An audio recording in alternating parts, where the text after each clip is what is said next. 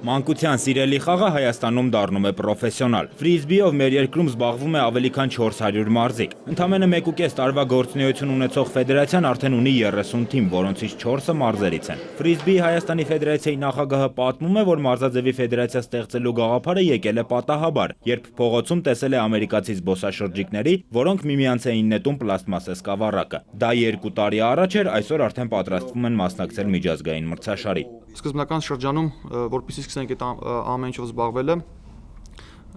մեկնել ենք Բելարուսիա եւ վերապատրաստվել այնտեղ նոր մարզիկների հետ, լավ, մարզվելուց վերապատրաստվելուց հետո այնուհետև եկել ենք Հայաստան եւ սկսել հավաքել մեր ընկերներին, այնուհետև նրանք բերել իրենց ընկերներին եւ այդպես հիմա զբաղվում են դրանով։ Նորաստեղծ ֆեդերացիայի առաջնային նպատակը միջազգային փորձ ձեռք բերելն է։ Մինչև հիմա դա արվել է վարպետության դասերի միջոցով։ Մարզաձևի միջազգային ֆեդերացիայում պաշտոնապես գրանցված է 68 երկիր։ Եթե եւս 2 երկիր միանա, ապա ֆրիզբին կարող է ընդգրկվել օլիմպիական մարզաձևերի ընտանիքում։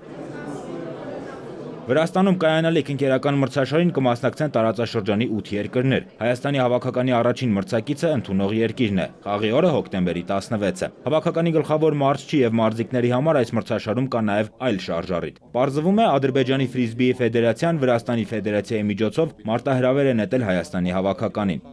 Մեր տղաները գիտեն ում հետ են հանդիպելու հետագայում, իրանց